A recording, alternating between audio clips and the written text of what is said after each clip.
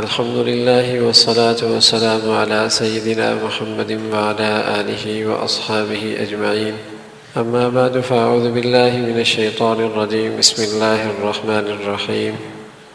إنما المؤمنون إخوة فأصلحوا بين أخويكم واتقوا الله لعلكم ترحمون.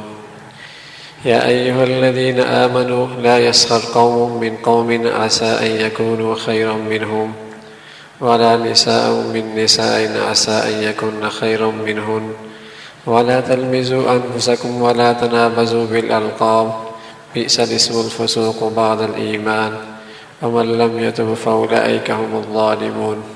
وقال النبي صلى الله عليه وسلم من أحب لله وأبغض لله وأعطى لله ومنع لله فقد استكمل الإيمان أو كما قال عليه الصلاة والسلام.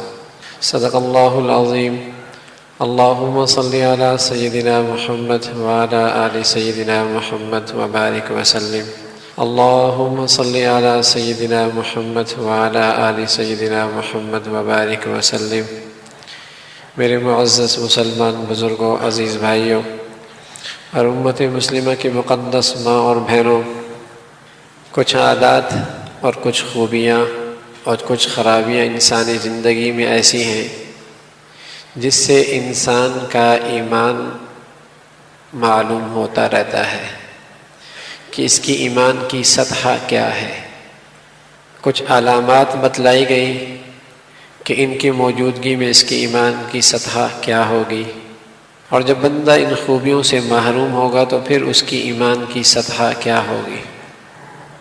گویا کہ ان چیزوں کو ایمان کے لیے معیار، پیمانہ، ترازو قرار دیا گیا۔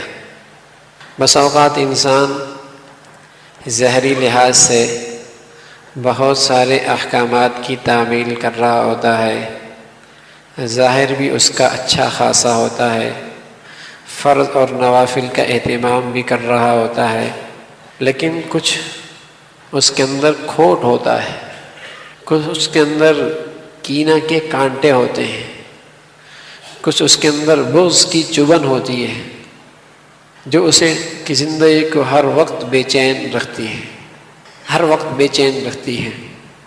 یہ اندر کا کھوٹ، اندر کا بغض، اندر کا کینہ، یہ ایسے کانٹے ہیں جو اسے کسی کروٹ سکون نہیں لینے دیتے۔ بس اوقات ظاہر میں اچھا خاصا دیندار نظر آتا ہے، لیکن اس کھوٹ کی وجہ سے، ان اندر کی کانٹوں کی وجہ سے اسی ظاہری عبادات کا نور بھی نہیں ملتا، ظاہری احکامات کی تعمیل کا نور بھی نصیب نہیں ہوتا، اور وہ ہمیشہ ہی بے چین سا رہتا ہے۔ بس اوقات جب آدمی اپنے مرض سے ناآشنا ہوتا ہے تو وہ یوں بھی کہتا ہے کہ میں تو اچھا خاصا نیکیاں بھی کر رہا ہوں، پھر پتہ نہیں کیوں بے چینی ہے، میں تو اچھا خاصا نیک ہوں، پھر پتہ نہیں کیوں پریشانی ہے۔ تو میرے عزیزو، اگر یہ واقعی نیک ہوتا تو اللہ کی بات سچی ہے کہ پھر یہ ضرور مطمئن ہوتا، پھر یہ ضرور مطمئن ہوتا۔ چاہے ایک جھوپڑی کے اندر رہتا تب بھی مطمئن ہوتا، چاہے ایک وقت کا کھانا ملتا تب بھی مطمئن ہوتا، چاہے پیوند والے لباس پہنتا تب بھی مطمئن ہوتا، چاہے چھوٹی سی کوٹری میں رہتا تب بھی مطمئن رہتا، اور چاہے محلات میں رہتا تب بھی مطمئن رہتا، صبح شام نیا لباس اللہ کی نعمت کی صورت میں پہنتا تب بھی مطمئن ہوتا، دسترخوان پہ طرح طرح کے کھانے چنی ہوئی ہیں استعمال کر رہا ہے تب بھی مطمئن ہوتا۔ اگر یہ صحیح دیندار ہوتا تو یقیناً یہ مطمئن ہوتا۔ یہ اللہ کی بات ہے کہ جو صحیح دیندار ہوگا وہ یقیناً مطمئن ہوگا۔ یہ پتھر پہ لکیر ہے۔ اگر میری زندگی میں یہ اطمینان کی دولت نہیں ہے تو یقیناً کہیں زندگی میں کھوٹ ہے۔ ظاہر بالکل ٹھیک ہے، لیکن اگر اندر کا ایک بھی روگ، ایک بھی مرض دل کے اندر پیوست ہے تو اس کی زندگی میں اطمینان نہیں ہوگا۔ یہ اس کی نیکیوں کا نور زائل کرتا رہے گا۔ یہ ایسا ہی ہے کہ آپ گلاس کے اندر دودھ ڈال رہے ہیں اور ایک گلاس کے اندر موٹی سی سوراخ ہے، نیچے تہ کے اندر آپ دودھ ڈال رہے ہیں، نیچے سے وہ سارا دودھ سوراخ سے نکل رہا ہے۔ دیکھنے والا دور سے دیکھ رہا ہے، ابھی گلاس بھرتا ہے، ابھی گلاس بھرتا ہے، لیکن اسے کیا پتا کہ نیچے کے سوراخ سے سب کچھ گر رہا ہے۔ اب کوئی کہے میرا گلاس نہیں بھرتا، ارے میاں بھرتا تیرا دل کا پیالہ، تیرا دل کا پیالہ نور سے بھر جاتا، لیکن کیا کرے تو نے کھوٹ پیدا کر رکھا ہے اپنے دل کے اندر۔ ایک گھر کے اندر رہ رہے، ایک ساتھ رہ رہے، ایک خاندان کے لوگ، ایک خون کے لوگ، ایک جسم سے پیدا ہونے والی اولاد، دلوں میں کھوٹ موجود ہے۔ تو بظاہر سب کچھ نیکیاں موجود ہیں، لیکن اس کھوٹ کی نحوست سے کبھی زندگی میں اطمینان نہیں پائے گا۔ یہ کھوٹ علامت ہے کہ اس کی ایمان کی سطح بہت گری ہوئی ہے۔ یہ کھوٹ علامت ہے کہ اس کی ایمان کی سطح بہت گری ہوئی ہے۔ اس لیے تمام ظاہری اعمال کے اندر بھی وزن جان موجود نہیں ہے۔ اس لیے میرے عزیزو، بس اوقات آدمی اندر کھوٹ رکھتا ہے، اندر جلن رکھتا ہے، اندر نفرت رکھتا ہے، اپنے مسلمان بھائی کا بغض رکھتا ہے، برائی کا جذبہ رکھتا ہے۔ یہ اندر کے ایسے روگ ہیں، ایسے امراض ہیں کہ اس کی ظاہری سطح کتنی ہی دینی شکل کی کیوں نہ ہو، یہ کبھی زندگی میں مطمئن نہیں رہ سکتا، اسے کبھی اطمینان نہیں۔ اور یہ علامت ہے کہ اس کا مولا اس سے روٹھا ہوا ہے، اس کا مولا اس سے روٹھا ہوا ہے۔ وَمَنْ أَعْرَضَ عَنْ ذِكْرِي فَإِنَّ لَهُ مَعِيشَةً ضَنْكًا۔ جب رب روٹھتا ہے تو اس کے روٹھ جانے کی پہلی نقد سزا، موٹی سی علامت یہی ہے کہ اس کی زندگی کی مطمئن نہیں رہتی، تلخ ہو جایا کرتی، بے چین ہو جایا کرتی۔ میرے عزیزو، ہم کتنا ہی اپنے آپ کو مطمئن کر لیں کہ میں فلاں سے تو اچھا ہوں، فلاں سے زیادہ نیک کار ہوں، فلاں سے اچھا ہوں، ٹھیک ہے ہو گئے، لیکن اطمینان والی زندگی جس کی اللہ نے تصویر دکھلائی ہے وہ تو دینداری چاہتا ہے، ظاہر کے بھی اور باطنی کے بھی، اس کا اپنا ایک معیار ہے۔ جب اس معیار پہ اتریں گے تو انشاءاللہ پھر دیکھیں کیسے خوشحال اور مطمئن رہیں، دل آپ کا مطمئن 100%۔ اور اگر اس دولت سے محروم ہیں، اندر کھوٹ موجود ہے، کسی کے بارے میں برائی کا جذبہ ہے، برا چاہتے ہو کسی کا، کسی کے بارے میں نفرت رکھتے ہو، تو کبھی دل مطمئن نہیں ہوگا۔ جب اسے دیکھیں گے، جب اس کے بارے میں سنیں گے، جب اس کے بارے میں سوچیں گے، اندر بے چینی کی آگ بھڑکے گی، بے چینی کی آگ بھڑکے گی۔ تو یہ اندر کے روگ ہیں جو ہماری ظاہری دینداری کو ترقی، جسے کہیں کہ ترقی نہیں ہونے دیتی، یہ اندر کے امراض ہیں جس سے ہمیں ظاہری اعمال کا نور نصیب نہیں ہوتا۔ اس لیے پیارے رسول صلی اللہ علیہ وسلم نے ایک بات فرمائی کہ کمال ایمان کی علامت یہ ہے کہ احب للہ، ایک اللہ کے لیے محبت کرو، اس نسبت سے محبت کرو کہ اللہ نے کہا ہے تو محبت کرو، اللہ کا حکم ہے تو اس سے محبت رکھو۔ اور ظاہر ہے جب بندہ اللہ کی خاطر محبت کرے گا تو اس حدود کا بھی خیال رکھے گا کہ اللہ نے محبت کی کیا حد رکھی ہے۔ من احب للہ وابغض للہ، ہاں کسی سے نفرت ہو تو وہ بھی اللہ کے لیے ہو، اپنی نفسانیت کی بنیاد پر نہ ہو۔ نفسانیت کی بنیاد پر ہوگی تو وہ کھوٹ ہوگا، اللہ کی خاطر ہوگی تو وہ ایمان ہوگا، اللہ کی خاطر ہوگی۔ بدقسمتی سے میرے عزیزو، ہماری جتنی کھوٹ اندر ہے وہ سب نفسانیت کی بنیاد پر ہے کہ اس نے ہمارے ساتھ ایسا کیا تھا، یہ میرے ساتھ ایسی کرتی ہے، اللہ کے لیے نہیں کہ یہ اللہ کا حکم توڑ رہا ہے، یہ اللہ کا حکم توڑ رہی ہے، میں اس کے ساتھ اس لیے نہیں بیٹھنا چاہ رہا کہ اس کی صحبت میں جا کر میرا ایمان خطرے میں، یہ وجہ نہیں ہے، وجہ اپنی نفسانیت ہے کہ ہمارے ساتھ اس نے یوں کیا۔ تو پیارے رسول صلی اللہ علیہ وسلم نے فرمایا ایمان کا تقاضا یہ ہے کہ محبت بھی خالص اللہ کے لیے ہو، اور اگر نفرت بھی کسی سے ہے تو وہ بھی اپنی نفسانیت کی بنیاد پر نہیں، دنیا کی بنیاد پر نہیں، اپنی ذات کی بنیاد پر نہیں، بلکہ وہ بھی اللہ کے لیے۔ سبحان اللہ، بڑے لوگ تھے جب حضرت علی رضی اللہ تعالیٰ عنہ نے ایک یہودی کو پکڑا اور نیچے زمین پہ پٹک دیا کہ تو نے پیارے نبی علیہ الصلوۃ والسلام کے شان میں گستاخی کی ہے. پہلوان آدمی تھے. جب پٹخ دیا اور ان کے سینے پر بیٹھ گئے اور پوری قدرت حاصل ہو گئی اسے مزہ چکھانے کی، تو اس نے نیچے لیٹے لیٹے اور تو اس سے کچھ بن نہ پایا، اس نے تھوک دیا. اللہ اکبر. حضرت علی رضی اللہ تعالیٰ اس کے سینے سے ہٹ گئے ایک طرف.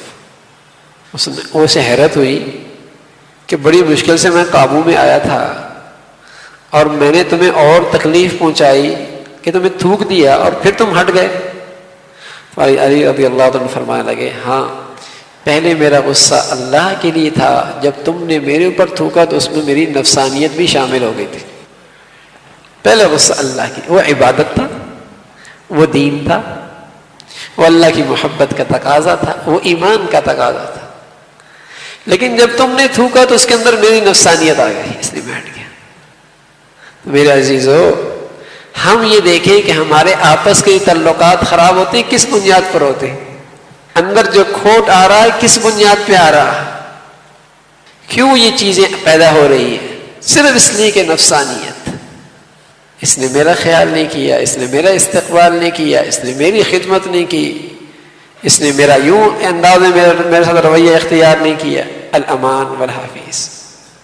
اور بس اوقات یہ زبان کے نشتر وہ کام کرتے ہیں جو تلوار بھی نہیں کرتے. یہ زبان کے بول وہ کاٹ کرتے ہیں جو تیز دھاری چھری بھی نہیں کرتی. چلتی ہے اور دلوں کو کاٹ دیتی ہے اور بے لگام ہے، بے لگام، بے لگام. اس لیے میرے عزیزو،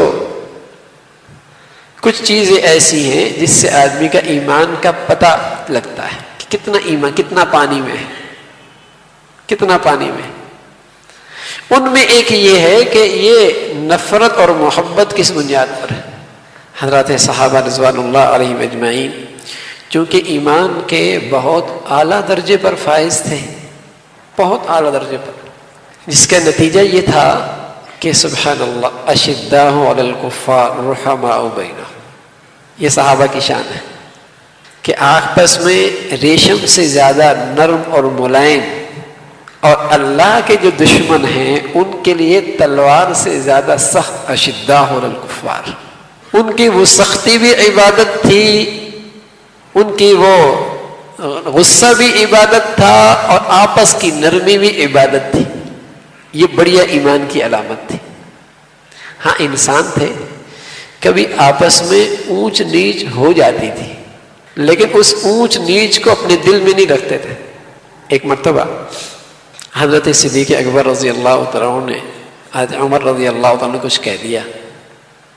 حضرت عمر ناراض ہو گئے اور گھر چلنے لگے. حضرت صدیق اکبر رضی اللہ تعالیٰ عنہ پیچھے چلنے پڑے، بھائی اسے معافی مانگ لو. اللہ اکبر. گھر پہنچے تو حضرت عمر رضی اللہ عنہ نے کیواڑ بند کر دیا. صدیق واپس آ گئے. اب جب اندر گئے ٹھنڈے ہوئے تو وہ پیچھے آ گئے، اور یہ صدیق ناراض ہو گیا، وہ پیچھے آ گئے معافی مانگنے کے لیے. اتنے میں حضرت صدیق اکبر رضی اللہ تعالیٰ عنہ حضور علیہ الصلوۃ والسلام کی خدمت میں، پیچھے پیچھے عمر رضی اللہ تعالیٰ عنہ کی خدمت میں. صدیق فرما رہے اللہ کے رسول میری سفارش فرمائے، عمر مجھ سے راضی ہو جائے. حضرت عمر فرما رہے اللہ کے رسول میری سفارش فرما دے، صدیق مجھ سے راضی ہو جائے. اللہ اکبر.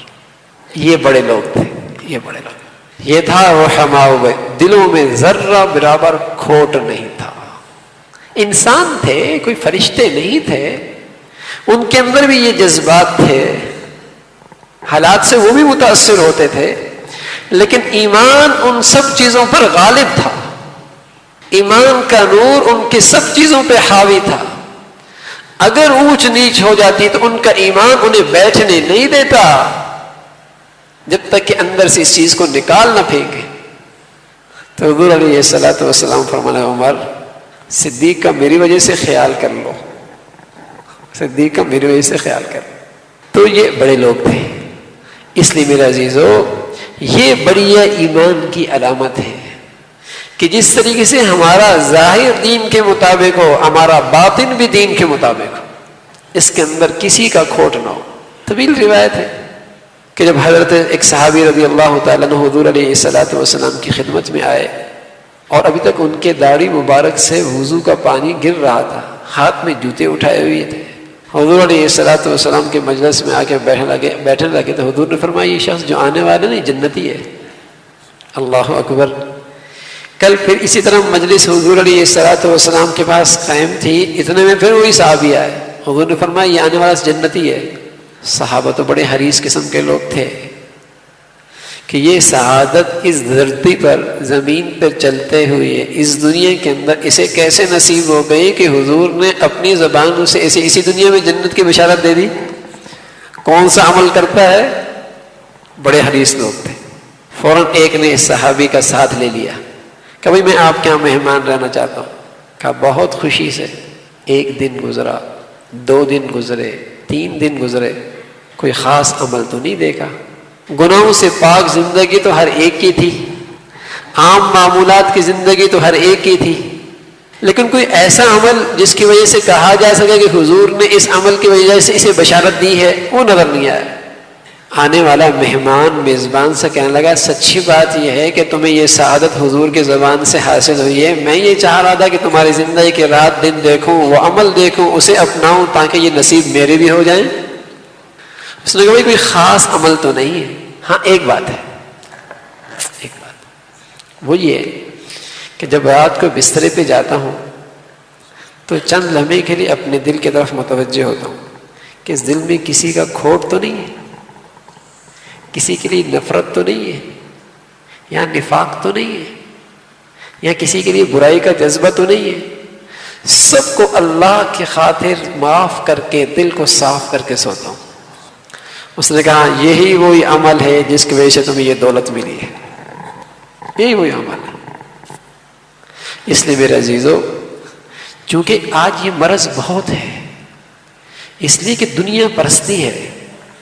پہلے مسلمان کے ہاں زندگی کا ایک بڑا مقصد ہوا کرتا تھا، اور زندگی کا مقصد بڑا جب ہوتا ہے تو یہ چھوٹی چھوٹی باتوں پر وہ اپنے دلوں کے اندر کھوٹ نہیں آنے دیتا تھا۔ زندگی کا بڑا مقصد میرا اللہ مجھ سے راضی ہو جائے۔ پھر جیسے آج گھروں کے اندر ساس بہو کی مرغیوں کی طرح لڑائی ہوتی ہے نا، یہ نہیں ہوتی تھی، سچ کہہ رہا ہوں میں آپ کو۔ بھائیوں میں جو لڑائیاں ہیں یہ نہیں ہوتی تھی، بہن اور بھائی میں جو نفرت کی دیواریں کھڑی ہیں یہ نہیں ہوا کرتی تھی، گھروں کے اندر جو جسے کہیں کہ میدان جنگ بناؤ یہ نہیں ہوا کرتے، اس لیے کہ بہن بیٹی بہن بھائی سب کی زندگی ایک بڑا مقصد ہو، ہمارا اللہ راضی ہو جائے ہم سے۔ اس لیے وہ چھوٹی چھوٹی باتوں کو اپنی زندگی کے اندر بگاڑ کا ذریعہ نہیں بناتے، ان کا مقصد بڑا ہوتا۔ لیکن جب سے مسلمان نے اپنی زندگی کا مقصد چھوڑا وہ ان چیزوں میں الجھ گیا، چھوٹی چھوٹی بات، اس لیے کہ زندگی میں کوئی بڑا مقصد پیش نظر ہی نہیں ہے۔ پہلے مائیں اپنے بیٹوں کو کس نیت سے پالا کرتی تھی، باپ اپنے بیٹوں کی تربیت کس نیت سے کرتا تھا، پہلے بہن بھائی کے درمیان جو محبت کا رشتہ وہ کس بنیاد پہ ہوا، وہ سب چیزیں نکل گئی۔ اب ایک ہرس کے پیچھے تو رکھے ہی کھوٹ ہے، ہرس کے پیچھے تو رکھے ہی کھوٹ ہے، اس کے پیچھے تو ہے ہی نفرت۔ ہاں ایثار کے پیچھے محبت ہے، ہمدردی کے پیچھے پیار ہے، لیکن جہاں ہرس ہے وہاں تو ہے ہی نفرت۔ ہر شخص حریص ہے کہ مجھے نفع مل جائے، میرا بھلا ہو جائے، میں ٹھیک رہوں، میرا کام بن جائے، میرا سودا اچھا ہو جائے، میرا خیال رکھا جائے، بس میں ہی میں ہوں۔ جہاں میاں بیوی میں یہ چیز پیدا ہوگی تو وہاں لڑائی ہوگی، جہاں بہن بھائی کے اندر یہ ہرس پیدا ہوگی لڑائی ہوگی، جہاں بھائی بھائی کے اندر یہ چیز پیدا لڑائی ہوگی۔ تو ہرس کے پیچھے تو ہے ہی نفرت۔ اس لیے میرے عزیزو، ایمان کی سطح معلوم ہوتی ہے ان باطنی اعمال سے کہ اندر کا حال کیا ہے، اندر کا حال کیا ہے۔ اس لیے پیارے رسول صلی اللہ علیہ وسلم فرمایا کرتے تھے من احب للہ وابغض للہ، اللہ کے لیے محبت کرو۔ کچھ چیزیں ایسی ہیں جن کے لیے محبت کا حکم ہے، لیکن جب اللہ کے لیے ہوگی تو وہ محبت ایک حد تک ہوگی۔